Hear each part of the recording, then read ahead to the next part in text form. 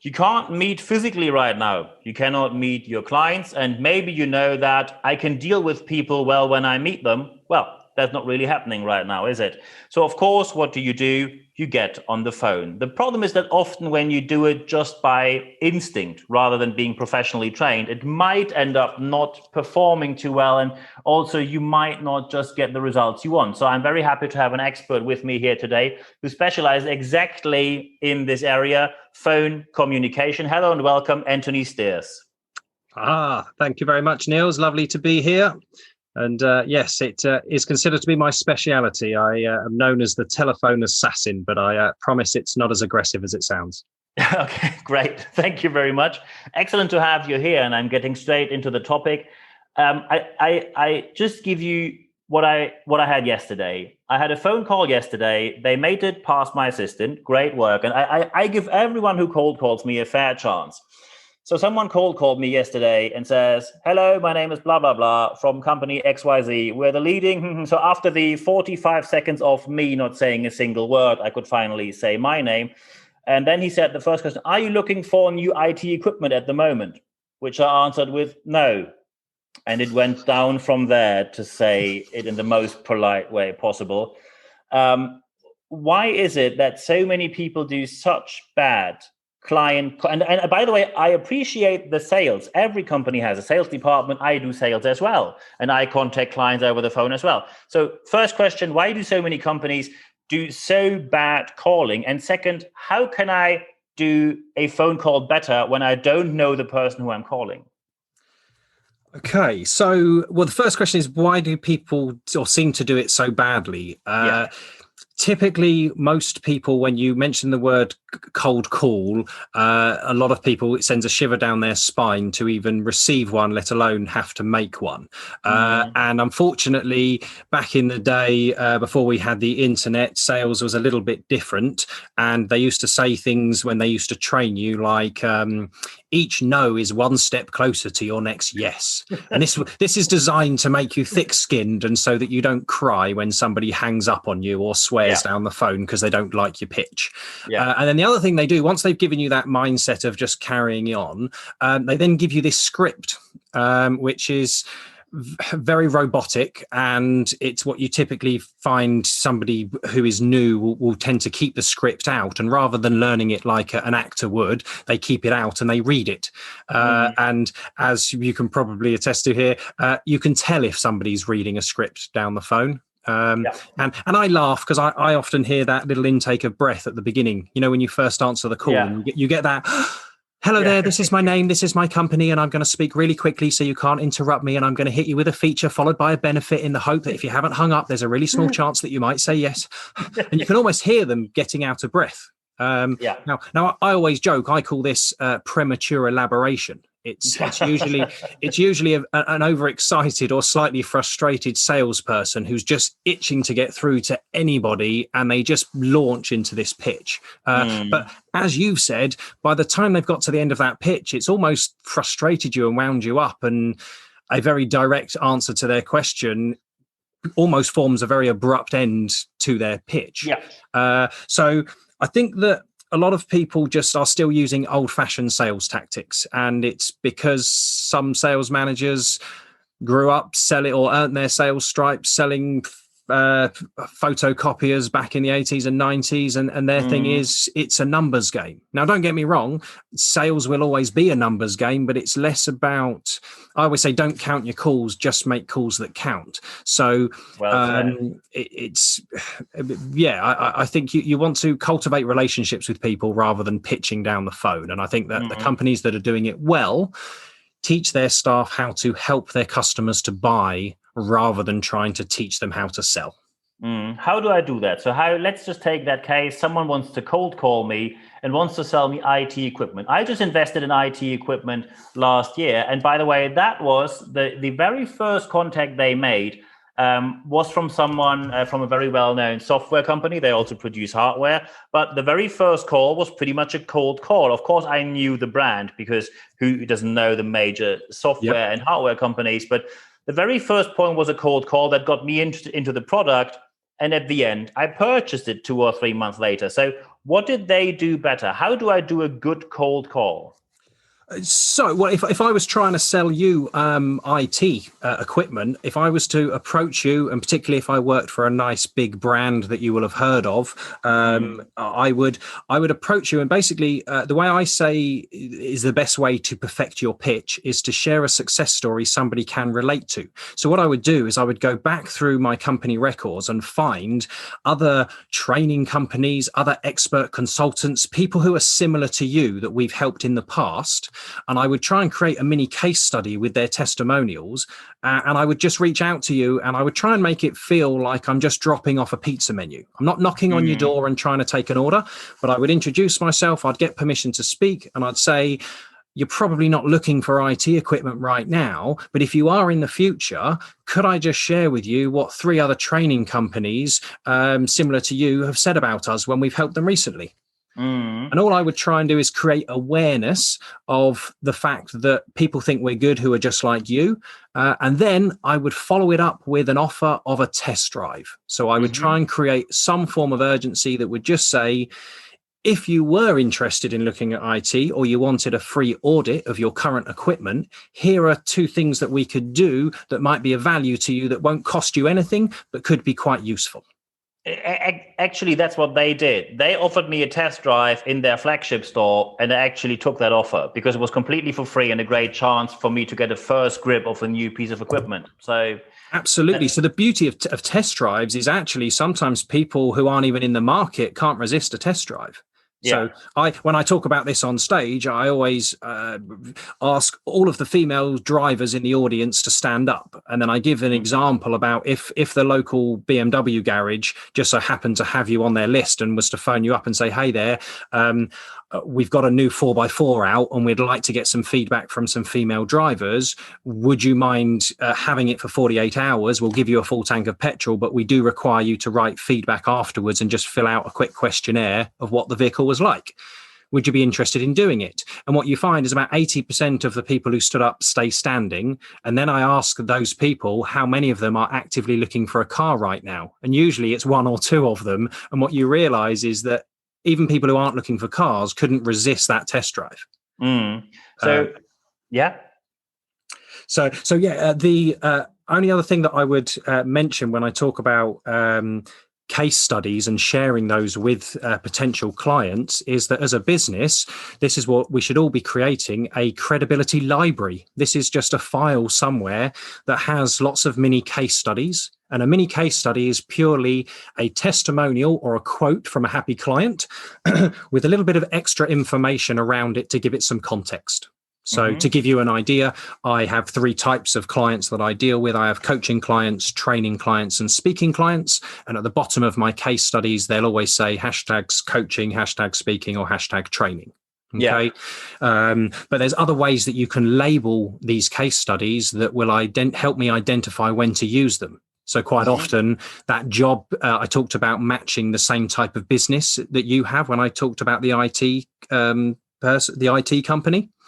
So if I can match the industry of a prospect with a client that I've already got, and I can match the job title as well, the likelihood is if I can share. So for me, because I do a lot of training in a bigger company, I quite often will be talking to a HR manager rather than a sales manager or the person who's going to get me to train their team.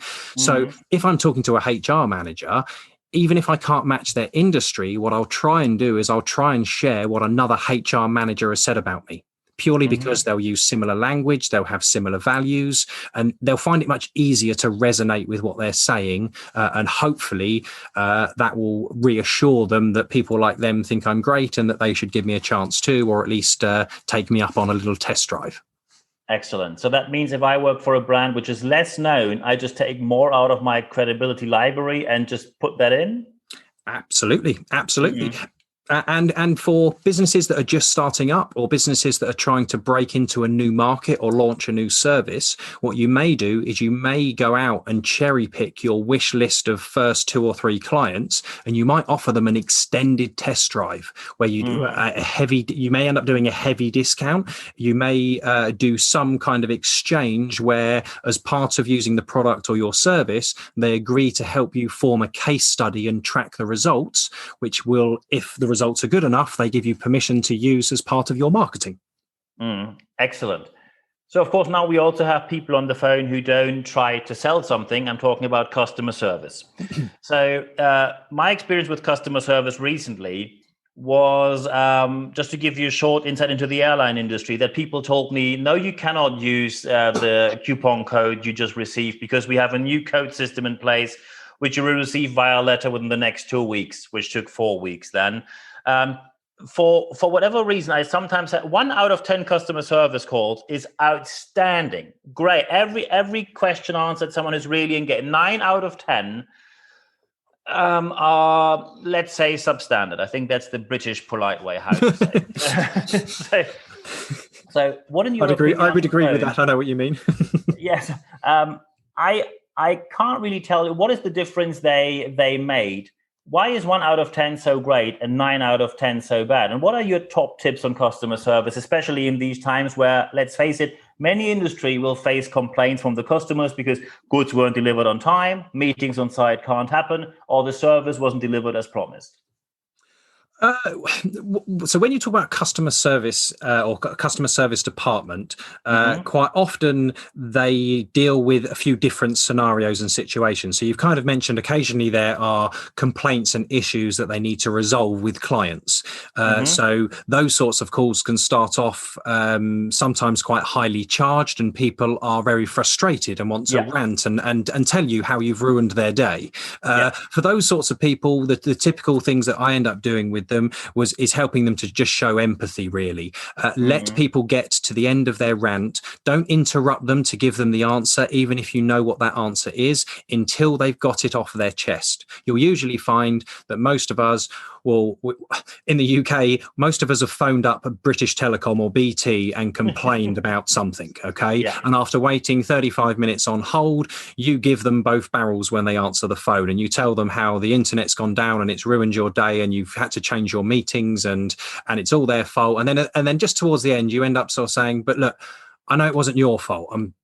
I'm sorry. Okay. And you almost, once they've got to the end of the rant and they feel heard, they will usually apologize. And that is the point where you can then say, I totally understand your frustration. I would feel the same, but this is how I'm going to help and try and fix it. And then you can move them on. You then have other customer service calls, which are more account management style calls. So that sort of regular check-in type thing, just making sure you've not had any problems and issues. A lot of those they're churning through their calls. They're just touching base with people. They're trying to get some low-hanging fruit. Some of them are perhaps a little bit more pushy and more salesy than others, and they're the ones who end up coming across quite salesy because they don't get permission to speak at the beginning of the call, and they don't really listen to what you're saying and respond. They seem to have an ulterior motive of what it is they're trying to kind of share with you. So the concept I always think of with the account management side is your job is to upserve your existing customers. So yes, it is to touch base and make sure. I would assume that if they haven't been in touch for 3 or 6 months, then that they're okay and they don't need your help or anything along those lines. But you just want to check in with people just in case they've lost their login details or forgotten about whatever it is you offer them. But really, you can apply this sharing a case study with an existing customer where you can say, hey, I'm assuming you don't need our services anymore, or there's no projects that we can help with. And they say no. You say, fantastic. Well, look, just so that you know, a similar company to you recently has been working with us on this project. Have a little look. If you've got anything similar like that we could help with, please let me know. I'd love to set you up a little test drive.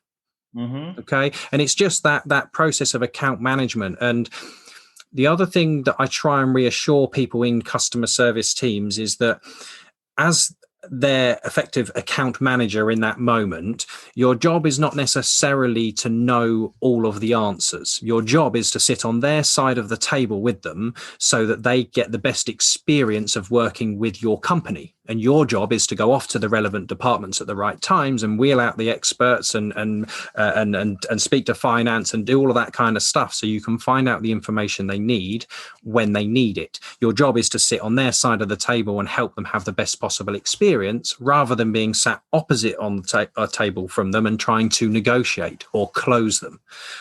It's much easier to help people to buy than it is to try and sell to somebody. So I think that a lot of people in customer service, if they haven't got a strong sales background, if they come from more even a retail background, I always think is fantastic for customer services. If they've got the right attitude and they want to help, typically they're the ones that will stand out, and they'll be that 1 out of 10 that you mentioned.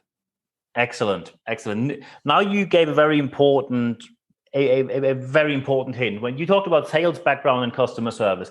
Many people have the approach, and I quite frankly have as well, that customer service is an excellent point where you could, when you do it the right way, also do sales. But of course, there's a very fine line where you can annoy customers who expect customer service and they don't want to get any salesy pitch just because they had a complaint and they just have to buy the next product to get the services as they actually ordered it before. How do you think, how do I find out the fine line between delivering excellent customer service with making sensible offers? Where's the line where I just start to annoy people? What is your take on customer service connected to sales? So you're absolutely right. There's definitely a balance. If somebody's phoned up and they're irate and they've got problems, once you fix that problem, you starting to try and sell them something probably isn't going to be that well received. Yeah. However, there are subtle things that you can do where you dress up sales in customer service. So let's, for example, say that somebody had complained that they had an issue with one of their products that's arrived, and you managed to help them fix it.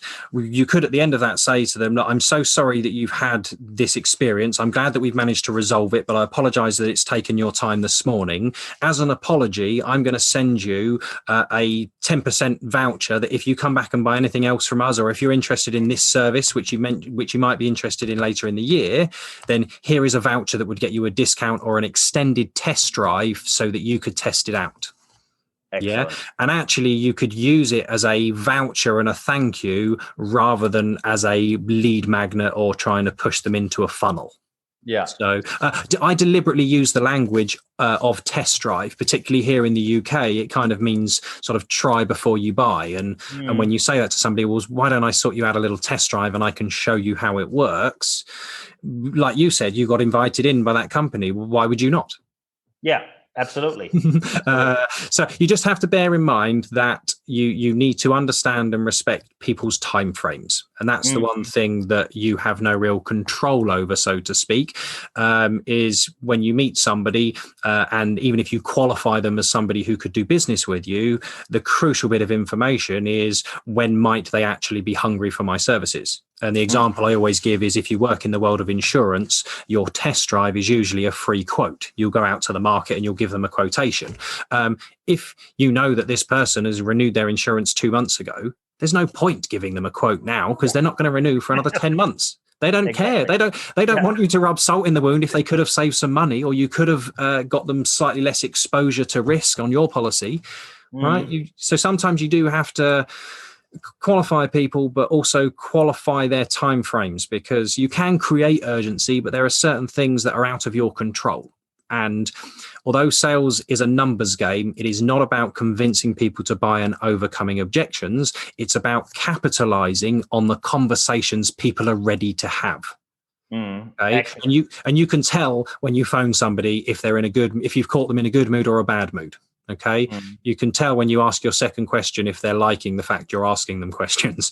Absolutely. So you just I think people just need to tune in more. And back to one of the things I said at the beginning about using scripts is most of us are pretty sensible, kind, friendly, polite human beings. You don't need a script. You just need to tune in and listen, because if you're fully tuned into the conversation, the right thing to say next will probably automatically pop into your head. but a bit of strategy about a case study that could prove that you're credible and a test drive that they can't say no to will never harm yourself to have that up your sleeve when you make your call.